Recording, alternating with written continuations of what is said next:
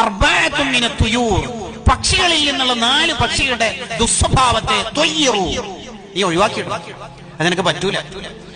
അയാളെ 4 പക്ഷികൾ. നമ്മളെ മയിൽ, നമ്മുടെ എന്ന് പറയാൻ കാരണം ദേശീയ പക്ഷിയാണെന്നുള്ള ഒരു പരിഗണന.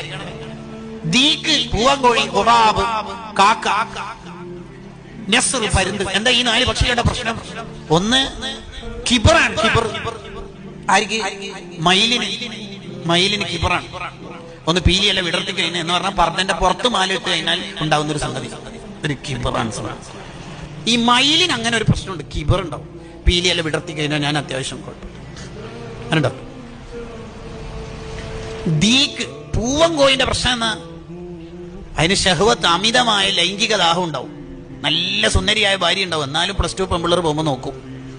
അത് വേറെ തന്നെ ഒരു ലെവലാണത്, ഉണ്ടാവും. മൂന്നാമത്തത് ഖുറാബ്, കാക്ക. കാക്ക എന്ന് പറഞ്ഞാൽ കേരളത്തിലെ ചില ജില്ലകൾ പറയുന്ന കാക്ക അല്ല, മറിച്ച് പക്ഷിയിലെ ഐറ്റമായ കാക്ക.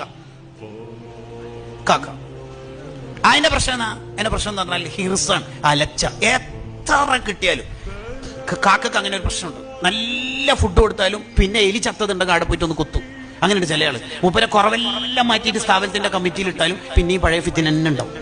കാക്കക്ക് അങ്ങനെയാ, നല്ല ഫുഡ് നമ്മൾ ഇവിടുന്ന് കൊടുത്തു, എന്നാലും അപ്പുറം ഒരു പാമ്പോ എലിയോ ചത്തുണ്ടെങ്കിൽ ഒന്ന് കൊത്തും. അങ്ങനെ അലച്ചയാണ്, ഭയങ്കര അലച്ചയാണ് കാക്കക്ക, ഭയങ്കര അലച്ച. മന്തി, ബിരിയാണി, നൂൽപുട്ട്, പത്തല് എല്ലാം തിന്ന് കഴിഞ്ഞ് ആംബുലൻസിന്റെ ഓൺ അടിച്ചാലും ചോദിക്കും പുഡിങ്, ഐസ്ക്രീം ഒന്നും ഇല്ലേന്ന്. കണ്ടോ? ഉണ്ടാവും. ഇതിനാണ് ആർത്തി എന്ന് പറയില്ല. അല്ലാണ്ട് ഒരു ട്രെയിനിന്റെ ഡ്രൈവറെ പേരൊന്നല്ല ഈ ആർത്തി. ഇതന്നെ ആർത്തി. മറ്റേ ആൾക്ക് ശമ്പളം കൂട്ടി എന്ന് പറയുമ്പോൾ നമുക്കുണ്ടാവുന്ന ഒരു സാധനം, അതാണ് സാധനം. അത് ഈ കാക്കക്ക് വല്ലാതെ ഉണ്ട്. ലാസ്റ്റ് നസ്ർ, പരുന്ത്.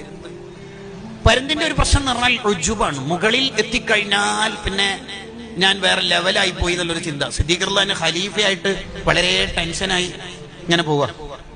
അതുകൊണ്ട് ഒരു വീട്ടിൽ നിന്ന് ഇങ്ങനെ സൗണ്ട് കേൾക്കണത്. ഇന്നലെ വരെ സിദ്ദീഖ് റളിയല്ലാഹു അൻഹു നമുക്ക് ഒട്ടകത്തിന്റെ പാലൊക്കെ കറന്നത് പെണ്ണുങ്ങൾ മാത്രമേ ആ വീട്ടിലുള്ളൂ. ഇനി ആരാ നമുക്ക് ഒട്ടകത്തിന്റെ പാലൊക്കെ കറന്നു തരിക? അതിന് നമുക്ക് ശക്തിയില്ലല്ലോ, എന്താ ചെയ്യാ? അന്നേരം സിദ്ദീഖ് റളിയല്ലാഹു അൻഹു ആ വീട്ടിന്റെ അടുത്ത് പോയിട്ട് പറയുന്നുണ്ട്, ഇന്നലെ വരെ ആരാണോ ഒട്ടകത്തിന്റെ പാല് കറന്നത് അയാൾ ഇന്നും സമയാവുമ്പോൾ വരും, ഖലീഫ അതിന് വിചാരിച്ചിട്ട് മേടിക്കൊന്നും വേണ്ടാന്ന്. മനസ്സിലായ? ആ പറഞ്ഞ നല്ലൊരു പോയിന്റാ.